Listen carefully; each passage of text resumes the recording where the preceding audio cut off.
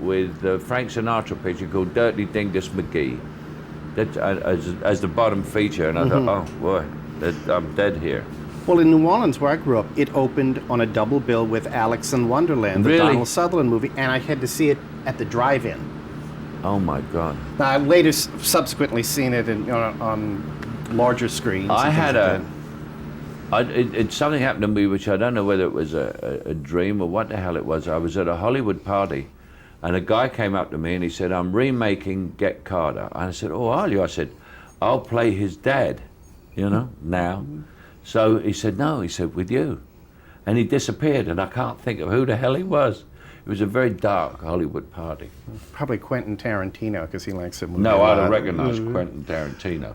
Anyway. Michael, you once referred to Jack Carter, the gangster you played in the movie Get Carter, so the ghost of Michael Caine. This is how you might have turned out with a few wrong decisions coming from the same neighborhood. I'm wondering if you thought of Ray as perhaps another ghost. Perhaps this is how you might have wound up if you hadn't made it. No, Ray, I love women. I really adore women. Ray doesn't like women. Ray uses women. I have a natural, shall we say, affection for ladies, and I grew up in a family which is, if you think in terms of all the children from the war, we grew up in single-parent families. The father was away, so men like me who are very influenced by their mothers have a tremendous respect for women. Because of the mother figure and everything. I think Ray's mother, the backstory on him, hated him, and he hated her back, and he's getting back at women, and they owe him a living, and he just uses women. In that picture, he has one of the most insulting speeches to a woman I've ever heard on screen. But it's a comment on him rather than on the woman, which is the cleverness of the writing. You just realize what a failure he is. But he's also very funny. I did it for the comedy because even when I do a drama, I mean, I'm sure I will never play Hamlet or King Lear, but I'm sure at the moment I started reading the script, I'd be looking for the laughs. And because basically Ray is so evil and such a swine, he's funny. He's funny. But you never found yourself thinking, well, gee, now, if Zulu hadn't come along, if Chris Fowler and Alfie hadn't come along, if I would have just been slogging away as an actor, I might have turned into something like this. No, I'd have been a writer. I'd have been a writer, which is what I do now. I wrote an autobiography, and I'm writing a book, a novel, just for my own amusement. I don't have a deal with it. But no, I know who the Raceys are of this world. I've seen them. I met them when I first came into this business, a lot of them, obviously. No, I could never. There isn't one thing in Racey's character that is in mine.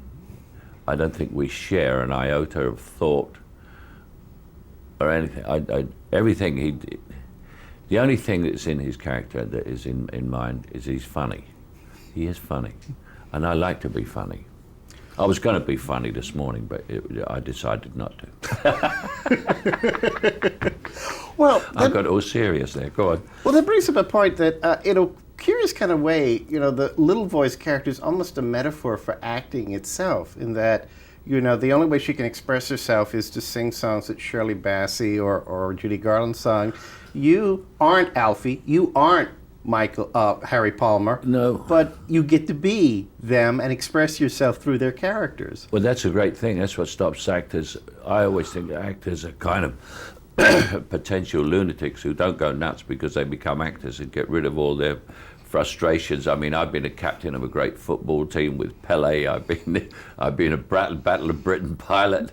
I've been a great lover. I've been everything everybody ever wants to be. I've been things that no one could possibly think of being. I've been a multi-millionaire. Well, I've been that. I've done that one. but I hadn't, you know. And I was a multimillionaire before I was one, so I had no experience to fall back on.